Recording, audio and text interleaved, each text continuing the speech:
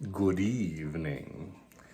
I wanted to walk you guys through the steps I use to make my very own plaiting soap for braiding leather whips at home. This also works as your leather braiding soap for any kind of braided leather projects. Now, the proportions I'm going to be using today are going to be a small one. This is going to be a 3.5 ounce bar of pure soap. In this case, I'm using ivory soap.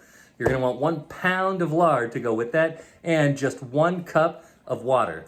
Now, on all of these ingredients, a little bit more, okay, a little bit less, okay also. Plaiting soap is something that you want to work for you, and you don't want it to get the leather too greasy, but at the same time, nobody's gonna look at your finished product and say, oh, I can tell this guy was using the high-end plaiting soap on this. You know, as long as you're in the right ballpark on these things, you're gonna end up being okay. Okay. Oh, and I also forgot to mention, you're gonna need a cheese grater for the soap, and you're gonna need an enormous pot. This might look like overkill, but while it's boiling, it's really going to rise and rise and rise, and it's not gonna stop until it's just about ready. So you wanna make sure you've got a container that can handle it, otherwise you're gonna have a very slippery, but good smelling mess on your hands. All right, let's take a look at the next steps.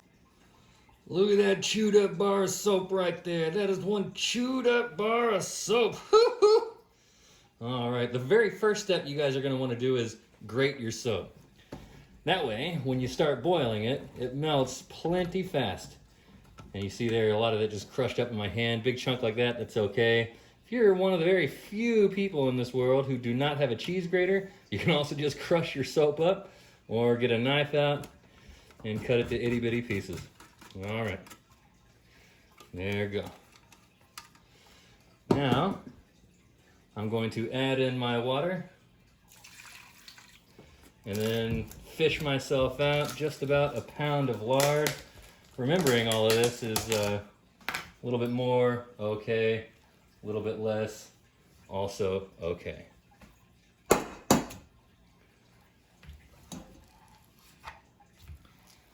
Oh yeah, lard. Now, you can use any kind of fat for this.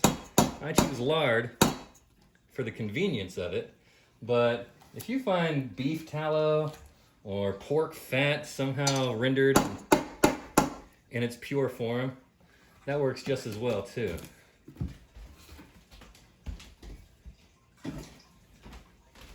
Yeah, now let's get this bad boy on the boil. Alrighty, y'all. I'm gonna need you guys to keep an eye on this pot for me, because I ain't supposed to watch it. Otherwise, it ain't gonna boil, y'all. Oh, me.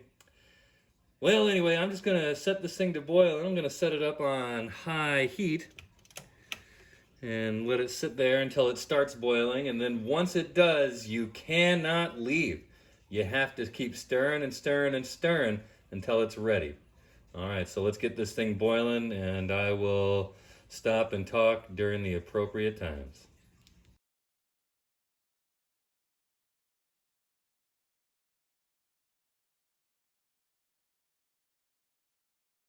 It's starting to boil now.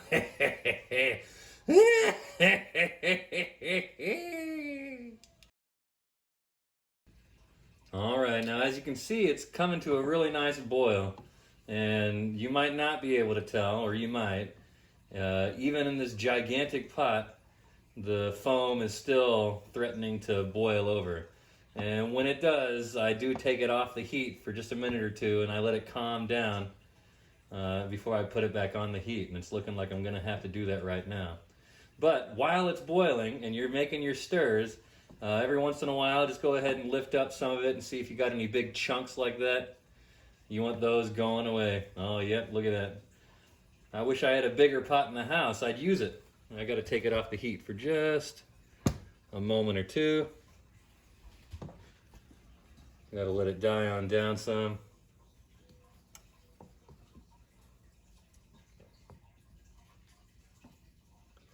But this is really the name of the game for the next 10 minutes or so, is just keep stirring and stirring, and I'll show you what it looks like when it gets to about the consistency that you want it to be. There we go, it's dying back down. I know, just as soon as I put it on the heat, it's gonna come back up real quick. And so I'm gonna let it die down quite a bit before I do that again. All right, there you go, back on the heat.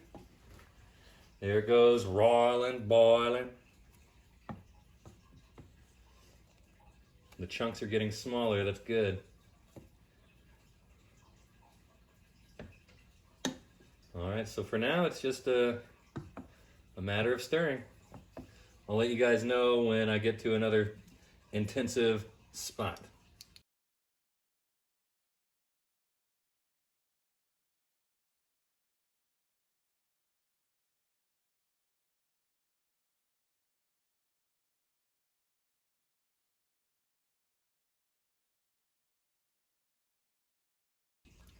All right, you guys, the characteristics of this boil have started to change.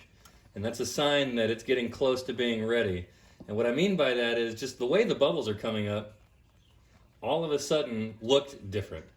It was no longer a boil, but more like it's more like bubbles from another source happen to be coming up. It's not like your characteristic boil type of bubbles.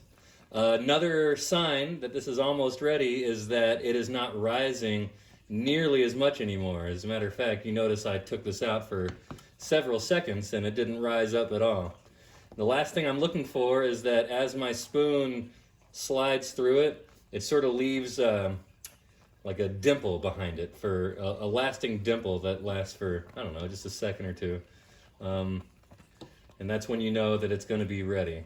You can't really go by just the feel of it because it's going to be way different once it cools down than what it is right now. But basically, this is just about there. I'll give it just a few more stirs. All right, now watch as my spoon goes through it. You see that? It sort of left that little divot behind it, like that. That means it's just about there. For good measure, I'm going to stir it for maybe 1 more minute.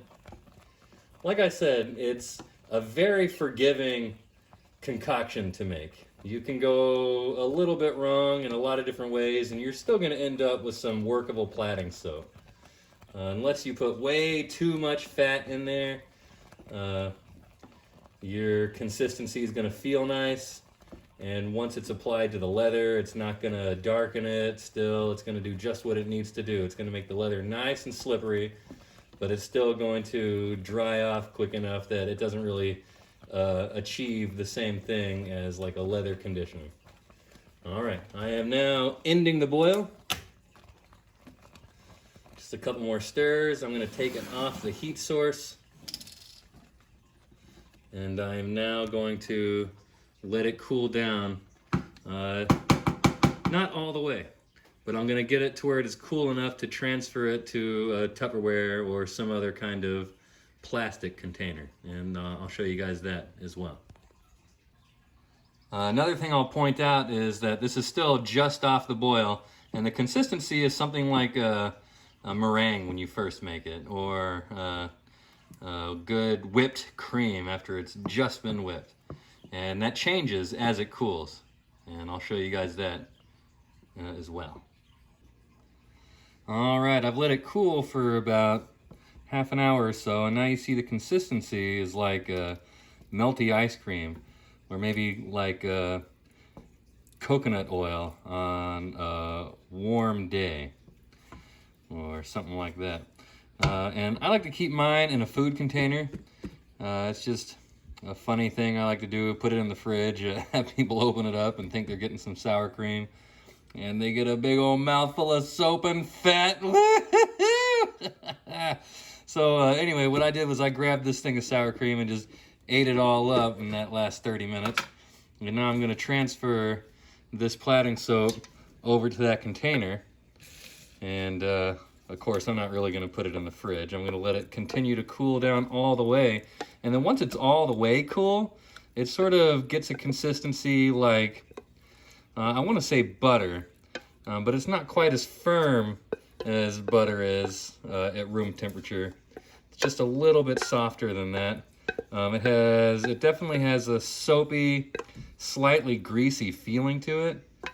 But again, it's not too greasy, and you'll find that just after a few minutes, it does sort of dry out and doesn't leave you feeling very greasy at all. All right, so that's basically it. Our plaiting soap is almost, once it cools, ready to be applied to some leather strands and braided. And it tastes good too. Don't do that. Well, that's it, ladies and gentlemen. I hope you found this video useful, and if you did, make sure that you click like and subscribe to my channel. You know, I do it all. So if any of you, ladies and gentlemen, have any ideas on any videos you'd like to see in the future, make sure you just leave a comment and drop it in the comment section below. I look forward to reading them. Other than that, I hope you all have a good night. Good evening.